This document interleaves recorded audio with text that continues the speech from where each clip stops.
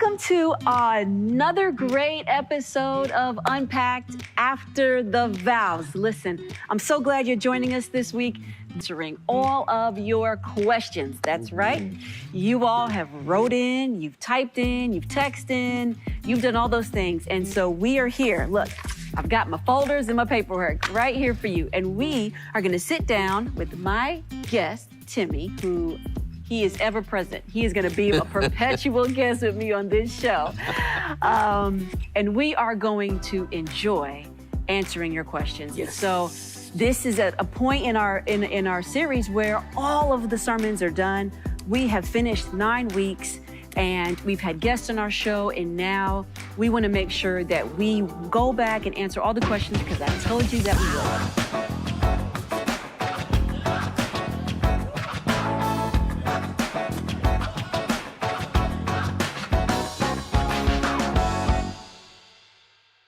What to do if the wife has checked out of the marriage and we are operating like roommates versus husband and wife. Oh. We are just married. Oh, the roommates. The roommates. Oh, I grieve over roommates. Roommates are whack.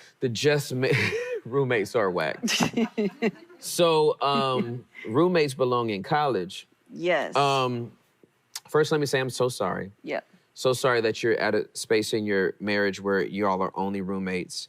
And it's I wish I knew why she checked out. Yeah, that's because that's a big deal. That's a big deal. If you notice your wife is checked out, but you don't know the reason why she's checked out, then I'm actually going to lay some of the blame at your feet. Uh-oh, give him the work. This is a pivot that this person probably didn't expect coming. Right. But if your wife is checked out, you let her. Okay, come with the challenge now. You said we came to give him the work. You can't, when you check into a hotel. I'm so gonna drink your tea. Don't drink it, baby. All right. It's yours.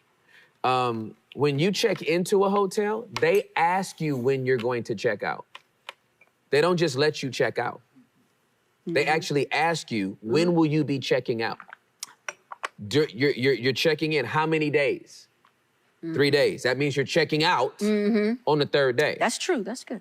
Your wife checked into this marriage with you, and somewhere along the way, she checked out and you didn't know it. Which meant you didn't check in with her to find out where she was in order for her to check out. Unless this woman has been deceptive and a liar to you, she was giving you signs and you were not paying attention. That's good. Room service even comes by once a day.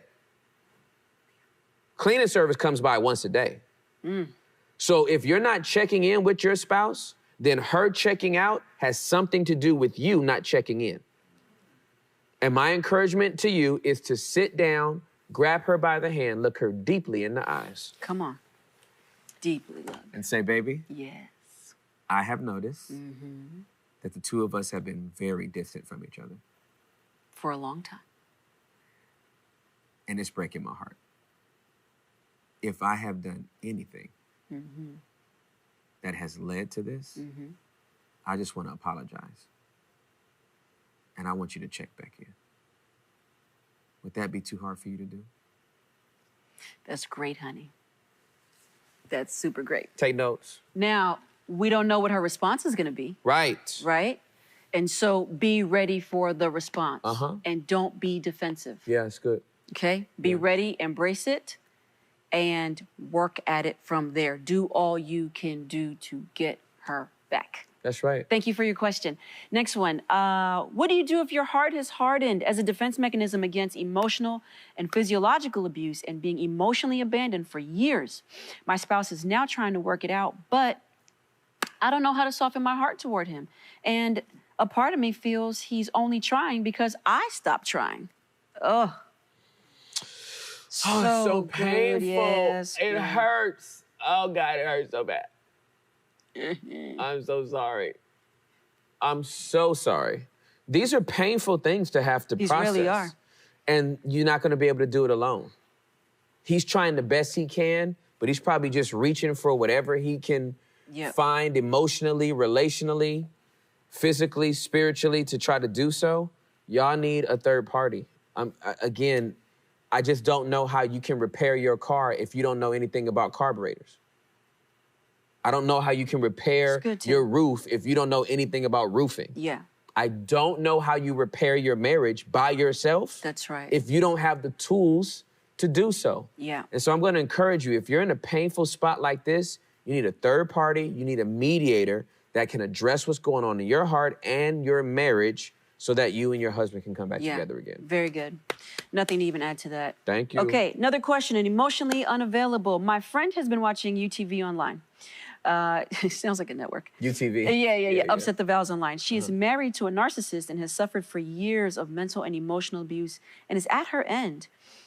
Does that fall under the two options for divorce? Either way, when she views today's message on narcissism, how does she have hope? Okay, so at the time, let me see, I don't remember which one that was, but anyway, she saw something on narcissism that we must have talked about. Yeah. How does she have hope? It's difficult to have hope when you're with a narcissist.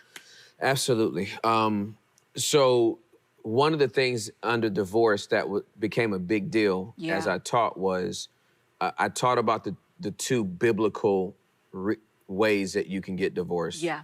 One was adultery and the other one was abandonment. Yeah.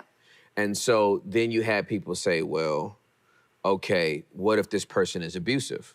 Well, they've abandoned the vows that they made to you. That's right. Right? And so if they've been abusive, they abandoned to love and to, care for and to hold and, you know what I mean? They've abandoned the vows. Right. So get safe, right? If the one thing that we wound up addressing a lot is verbal abuse. Yes. Verbal and emotional abuse. And I treat verbal and emotional abuse equally with physical abuse. 100%. Because the effects actually last longer than physical abuse. You're correct. And so sticks and stones will break your bones and words will destroy you, right? Mm-hmm. And so understanding those two dynamics, if this person is being subject to emotional and verbal abuse, they are being abused and they have already been abandoned for this person to treat them like this. And so they need to leave for their own safety. Yeah, when you're married to a narcissist, it's very difficult. It's almost like you almost want to say run. You have to say run. You just want to say run. You have to say run. When you're truly married to a narcissist, because, and they never see themselves. It's very rare that they see themselves in order for them to change. That's right. So, you need to make sure that you get good. Yeah, you have to be in a safe place. Yeah, for sure. Yeah. For sure. Thanks, babe. Good answer. Yep. Next question. We have had counseling on and off for the last 4 years. I am doing the work, but I am so tired and with no light at the end of the tunnel. He likes the rut he's in and not interested in anything. He's not even interested in seeing this magnificent series. We don't speak and are roommates. I'm at a loss. What do I do? Boundaries. I'm 57, though. I've been married 16 years, and I don't want to start again. But I do want to live and feel validated and loved. Okay, all right. We got to role play this. Oh, okay. We got to role play this. Okay, role play. All right. So I'm going to be this person, and you're going to be the person that doesn't want to do. I'm not interested. You're not interested in anything. I'm not interested. So, hey, babe. Yeah. Just wanted to have a conversation with you real quick. Again? Yes, again. Okay. Again. I love you. And I've been watching this series called Upset the Vows. And it's something that's really changing me. And I think it's something that can change our marriage. There's nothing wrong with our marriage. Everything's fine. You believe everything's fine with our marriage? Yeah, everything is good. I don't know what are you complaining about? I mean, we're here, right? We're married, right? What's the big deal? Our marriage is a big deal. Yeah. You're a big deal to me. And because of that, I feel like there are some things that we can grow in our marriage to make it better than what it is right now. Would you be... It's good as it is. So would you be against it being better? What could possibly be better than what we have now? Come on, I mean, we're fine. We're fine. Well- I just don't see, you know, you always have these things, you watch these shows, you watch these marriage things. I mean, and you get all these ideas in your head and like there's something wrong. There's nothing wrong.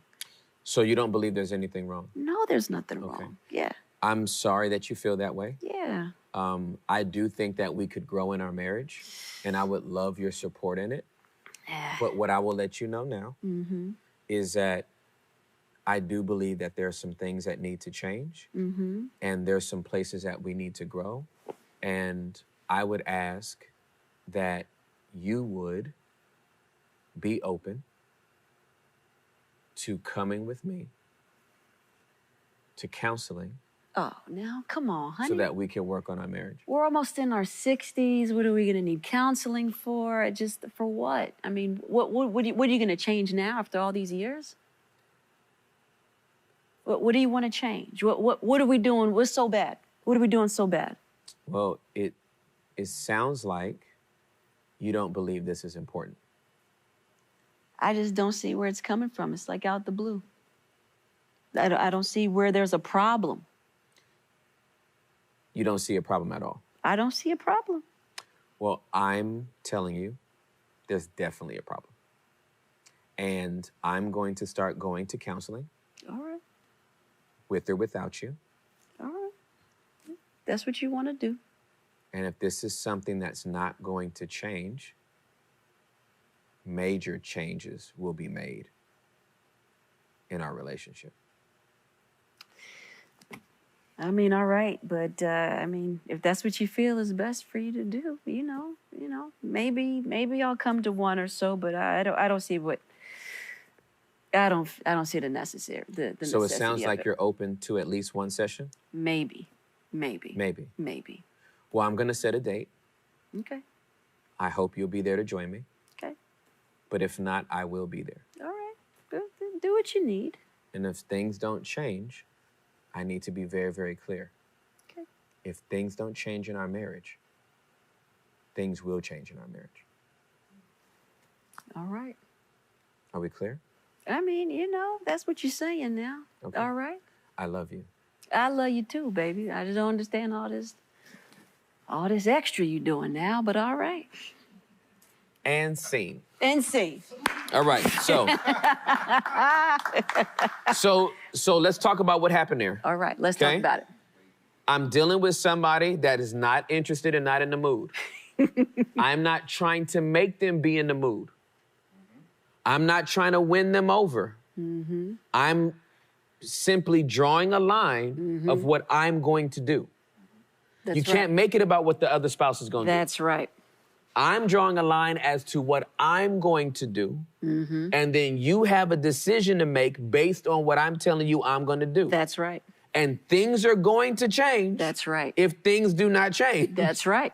Absolutely. Because I'm taking the power back. That's right. You're going to wind up married 16 more years going... miserable. He don't want to do nothing. That's right. And I'm still waiting, and he don't want to watch nothing with me, and he don't want to do this with me. You can't make it about him no more. That's right. You have to put down some boundaries that if they don't move... That's right. You've already... I told you up front. Right. If things don't change... That's right. Things will change. Things will change. Because you don't see a problem. I've heard it. I've heard it now. Right? You don't see a problem. I told you there was a problem. Right. You still don't, you denying the problem. That's right. Which means you're not validating my experience that I'm having with you. Right.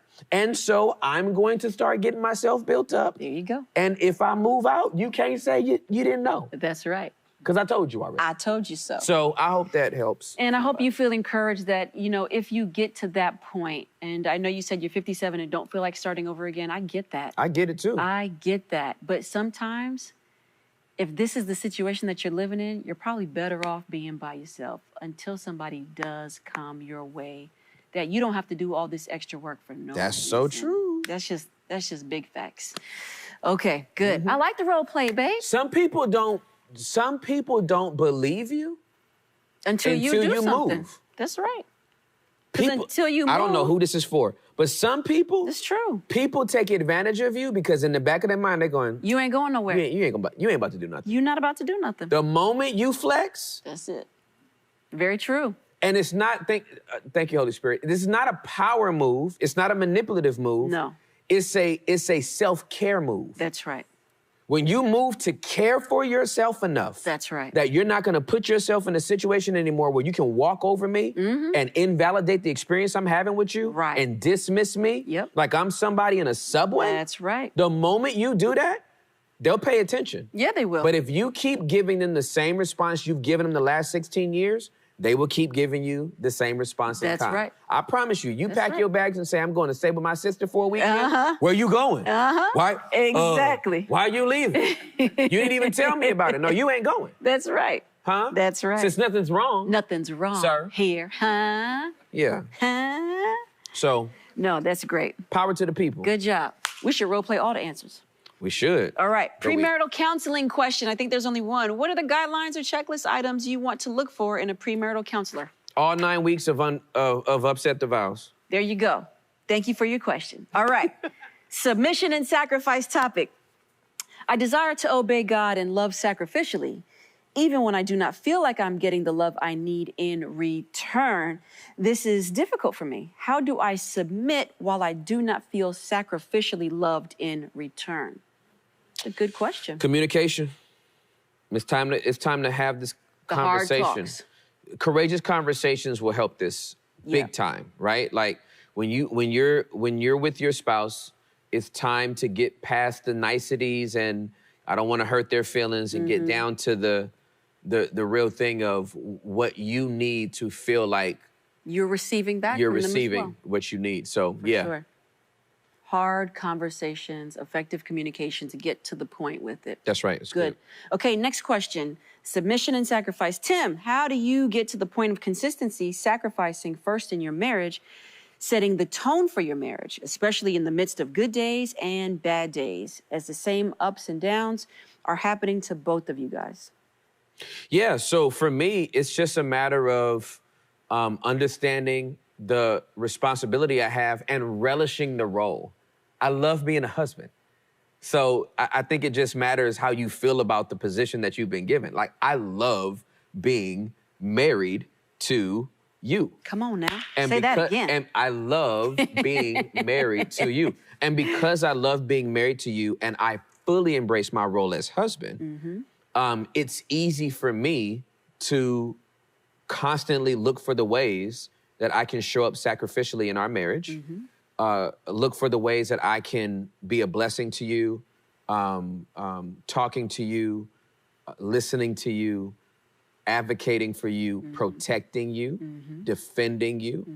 I love it.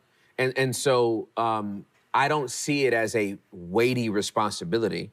I see it as a privilege that I chose when I said I do 22 years ago. Come on. Amy. So I balance my role as a husband, as a father, as a leader, as a son of God. There are days that I show up better than other days. Yep. But this is not about perfection. It's about progression. And if I keep showing up, God keeps giving me grace. That's right. To show up. That's right. Great. Okay, next topic. Pornography. My husband and I have been married for almost 32 years. We are Christians, but he is into pornography and has such a lustful spirit. I have found him with a pornographic picture on his phone. He doesn't have a healthy walk with God or any evidence of a relationship with God. He doesn't even want to go to counseling. I have more reasons to leave than to stay. I'm planning to move out so I can have peace. What should I do? I'm applauding the last sentence. You applauded it. Yes, I'm planning to move out so I can have peace. Okay. Yay, you. There you because go. The whole sentence started off that we're both Christians. That's right. But only one is sounding like one right now. That's right. Right? If this person's been into porn your whole marriage, he doesn't want to go to counseling, that means he likes what he's doing. Right. Like I have a porn addiction. I don't like it. Exactly. I've been in counseling. Exactly. For a lot of years to make sure that this thing is not something that's eating away at my whole soul. For sure. I'm not sitting up just like, got a porn addiction and do it as much as I can and still try to hang out and preach on the weekends and have date nights with my wife. No, it doesn't sound like this person has an addiction. It sounds like they have a pleasure. Oh. they have a pornography pleasure. An addiction is something that you recognize as something detrimental to you, mind, body, and soul. That's good, Tim. And then it's something that you want to change. That's good. We can label somebody a drug addict, but if they don't see themselves as an addict, they're just like, I love drugs. They're enjoying life. I get high every chance I get. Yeah. This person loves pornography. And he loves pornography more than he loves his wife. And so I just want to applaud the wife for having a clear boundary and moving to a safe space, because her moving away will give him an opportunity to decide, does he want to keep the image on his phone? Right. Or does he want to keep... For sure, because that's bold and blatant. Right? Yeah. Or does he want to keep this relationship with his wife? And so I'm glad she's actually made a separation so that he can choose. For sure. Good answer. Don't be brokenhearted if he chooses porn, because he's been choosing it for 32 years. Well, okay. All right, next question in this topic. How do I help my husband? He has a porn addiction and it makes me feel cheap. Yeah, absolutely. You can only help him as much as he wants to be helped. Exactly. He has to want the help. He has to want the help. He has to invite you in. You can't barge in. He has to actually invite you in to help him in this area. I understand where that feeling of feeling cheap comes from for you. But I also want you to understand that for most people, male and female, that have a pornography addiction, there is a feeling that their loved one has because they're addicted to this. But by and large, the majority of people that have an addiction are not comparing what they have an addiction to their spouse or their loved one. So that feeling of unworthiness and that cheapness, while it is a real feeling and an emotion, you have to know what your value is outside of this individual's addiction. Juliet has always been so secure in who she is and what God has put her on the earth to do, that there's never been anything that you've ever brought to me where it's like, what am I doing that the porn stars are not doing, right? You've always been secure in who you are. And so I just want to encourage you that your value is not found in his addiction. Your value is not found in what he does or does not do. According to Ephesians chapter number 2, verse number 10, you are God's masterpiece, created anew in Christ Jesus to do the good things that he calls for you to do from a long time ago. So I hope you would rest in that and see your value through God's lens and not through his filter. Good. Thank you for your question. Okay, next one under pornography. Where can I get help for my spouse's porn addiction? He has to want the help. Yeah, I'm seeing all these women are trying to help their husband, but it doesn't seem like they want the help for their stuff. And so, these women are sacrificing and trying to fix their marriage, but the one doing the, So let's put it, let's take it out of porn and put it in drug addiction. Yeah. It would be futile for me to go up and down Dallas-Fort Worth Metroplex looking for drug rehabilitation centers to check you in. That's right. That I won't stay in. Because you can't make me stay I'm in looking there. for all the rehabilitation centers, but you not. Right. Then I'm coming to you like, hey, I found a rehabilitation center. Right. And you're like, I'm not going to that rehabilitation. I don't even care. That's right. I like getting high. That's right. Right? That's right. So and I'm not going to stay if I go. Rehab is effective for people that check themselves in. That's right. They have to want it. Yeah, they have to want it. And so with this is a situation where I love the effort that you're putting in, but you would literally drive yourself crazy. That's right. Until that man is ready to change, there will be no change. Right. And so you have to make a decision. That's exactly right. You have to have healthy conversations. That's right. And you have to draw lines and boundaries. That's right. Nothing else. Nothing else. Nothing Next else. question. My husband is addicted to porn. As a wife, Juliet, what prayers, scriptures did you pray for Tim as he struggled with it? Listen. Y'all not ready for this answer. Oh, my goodness. Listen, I was not sitting there praying prayers and stuff over Tim to stop. This is Tim's choice. Tim has to be accountable for himself and his actions. So I apologize up front. If you are wanting me to say, oh, I quoted this scripture and this, no. Tim is his hands work, his eyes work, his heart work, okay, his body works. And it's just as much as he has control of his actions when he was doing it, he is also in control to not do it. He is not possessed. And so I would challenge Tim, but I wasn't about to just pray a bunch of scriptures over him. I know old school, you pray over. I was not doing that. I apologize. I was not. I was checking him to get better, or there was hard lines about to be crossed. Now, there was hard lines about to be put down. Now, for Tim, the difference is, though, he has been going to counseling. He's been in counseling, I think, since he was charging out the womb, okay? He's been, because he's well aware of his issues and all this kind of stuff. And so Tim has consistently been putting in work, okay? It didn't fix him right away, or not that he's broken. I'm just saying it didn't fix the problem right away. But what I saw was effort and him trying. So it wasn't like, oh, I'm just, he wasn't just trying to make excuses, or I wasn't out there trying to help him. No, I'm not doing all that. You are a grown man, okay? And if this is the choice that you're making, then go ahead and make that choice, and then I know what I need to do. Let me also say. Say. Because read what it said, my husband is addicted to porn. As a wife, Juliet, what prayers or scriptures did you pray for Tim as he struggled with it? So I would ask, what prayers or scriptures does your husband have for his own struggle? Exactly. Again, I don't want... It can't be put all on the wife all the time. Don't enable this man. Yeah. Now, I'm talking as one that has struggled with porn. Mm-hmm. Don't enable him. It's his responsibility. This is his fight. It impacts you, but that's his struggle.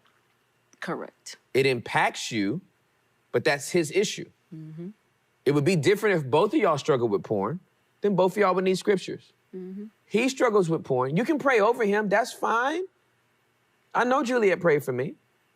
But in terms of like, I'm about to speak this over him. Laboring and all that. I'm not doing all that. No, I had to do that work. That's on me. That's right. So you need to put the struggle back on the person it actually belongs to. That's right. You feel it, you're experiencing it, it impacts you, but he's the one that needs to do the work, and don't let him off the hook. That's right. And that's what we did. Yeah. It was a challenge. Mm-hmm.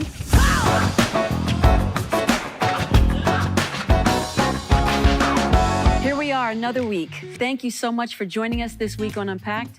Again, you guys have had amazing, amazing questions. Thank you for sending them. And I told you we'd answer them, and here we are.